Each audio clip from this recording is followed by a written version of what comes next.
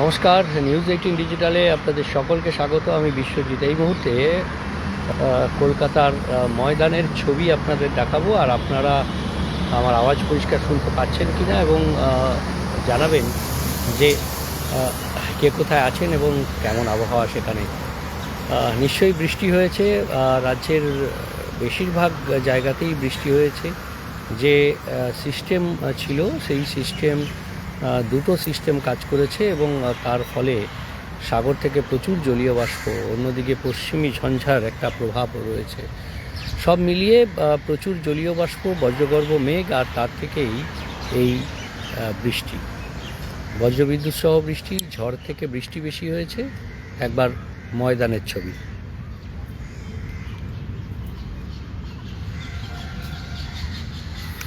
আপনাদেরকে কলকাতা ময়দানের ছবি দেখাচ্ছি। ব্রিগেড প্যারেড গ্রাউন্ড, দ্য 42 ছবি দেখতে পাচ্ছেন। একেবারে ঝা চকচকে সুন্দর ময়দান। ময়দানে আজ ভিড় কম, কারণ সকালবেলায় কয়েক পশলা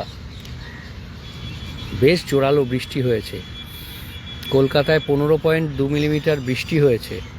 কলকাতার রাতের তাপমাত্রা, দিনের তাপমাত্রা দুটোই স্বাভাবিকের বেশ কিছুটা নিচে নেমে গেছে।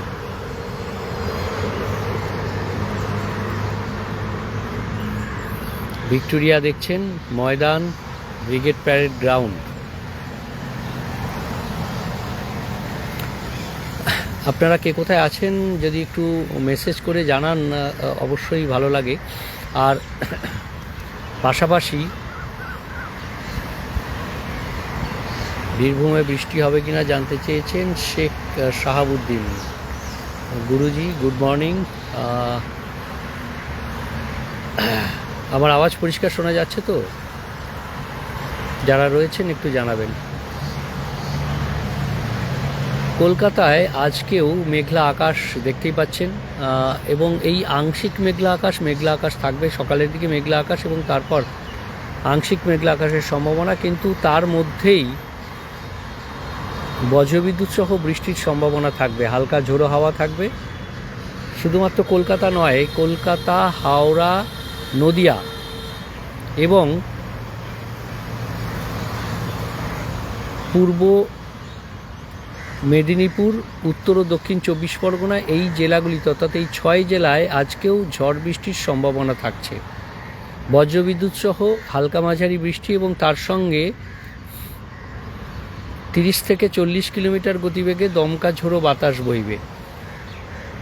তবে সমুদ্রে যে ঝড় বৃষ্টির সম্ভাবনার কথা জানিয়েছিল আলিপুর আবহাওয়া দপ্তর, সেই পরিস্থিতিটা উন্নতি হবে আজ। আবহাওয়া দপ্তর মৎস্যজীবীদের সতর্কবার্তা তুলে নিলে অবশ্যই আপনাদের জানাবো। তবে গতকাল জারি হওয়া সতর্কবার্তা ছিল 24 ঘন্টার জন্য। আজ হয়তো সেই সতর্কবার্তা তুলে নেওয়া হবে। পরিস্থিতি কিছুটা উন্নতি হচ্ছে, কারণ দুটি অক্ষরেখা কালকে কাজ করেছে। একদিকে নিম্নচাপ অক্ষরেখা গাঙ্গেয় পশ্চিমবঙ্গ থেকে গালফ অফ মানার পর্যন্ত, যেটি পরে সংকুচিত হয়ে নর্থ সাউথ যে অক্ষরেখা, অর্থাৎ উত্তর দক্ষিণ অক্ষরেখা, অর্থাৎ গালফ অফ মানার থেকে তেলেঙ্গানা পর্যন্ত, সেই তার সঙ্গে মিশে গেছে, মার্জ হয়ে গেছে। আরও একটা বিষয় জানিয়ে রাখি যে আরও একটা নতুন যে নিম্নচাপ অক্ষরেখা গতকাল তৈরি হয়েছিল উত্তরপ্রদেশ থেকে একদম মণিপুর পর্যন্ত, সেই অক্ষরেখার কিছুটা প্রভাব এখনও রয়েছে উত্তরবঙ্গের উপরিভাগ দিয়ে আসাম হয়ে এই অক্ষরেখা বিস্তৃত মণিপুর পর্যন্ত, বিহারের উপর দিয়ে। গতকাল তাই বিহারেও বেশ প্রবল বৃষ্টি হয়েছে। আর এই পরিস্থিতিতে সাগর থেকে প্রচুর জলীয় বাষ্প আসছে। এখনও কলকাতায় আজ ভোরের দিকেও 100% জলীয় বাষ্প ছিল। কাজেই এই যে জলীয় বাষ্প থাকা এবং জলীয় বাষ্প ঢোকা, তার ফলে বজ্রগর্ভ মেঘ থেকে বৃষ্টির সম্ভাবনা থেকেই যাচ্ছে। আগামীকাল এই সম্ভাবনাটা একটু কমবে।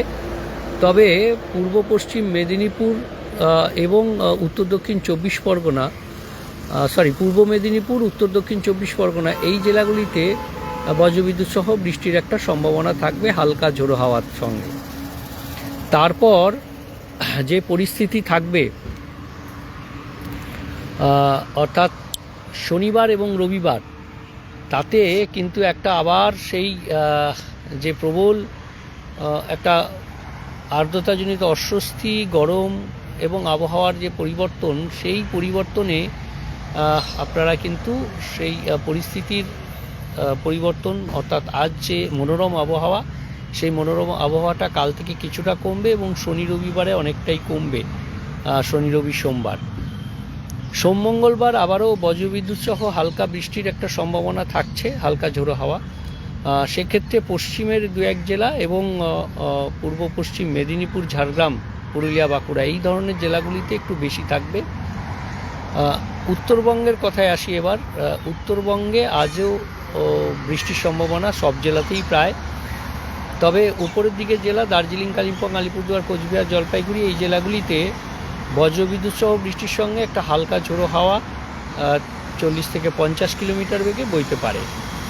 এই পরিস্থিতি আগামীকাল কিছুটা উন্নতি হবে, অর্থাৎ শুধুমাত্র দার্জিলিং, কালিম্পং, আলিপুরদুয়ার, কোচবিহার এবং জলপাইগুড়ি এই 5 জেলাতেই বজ্রবিদ্যুৎ সহ বৃষ্টির সঙ্গে দমকা ঝোড়ো বাতাস বইতে পারে কোথাও কোথাও। তারপর এই সম্ভাবনা, অর্থাৎ পার্বত্য এলাকায় বৃষ্টির সম্ভাবনা থাকলেও সেটা অনেকটা কমে যাবে। সোমবার পর্যন্ত এই পরিস্থিতি, অর্থাৎ তাপমাত্রা কিছুটা বাড়তে পারে, তবে দক্ষিণবঙ্গের মতো এতটা গরম অস্বস্তি হয়তো নাও হতে পারে।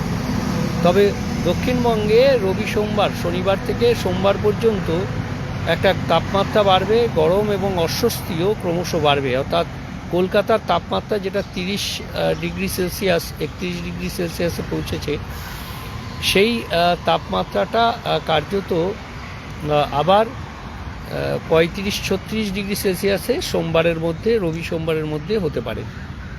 অর্থাৎ আরও একবার আবহাওয়া পরিবর্তনের সম্ভাবনার কথা জানাচ্ছে আলিপুর আবহাওয়া দপ্তর।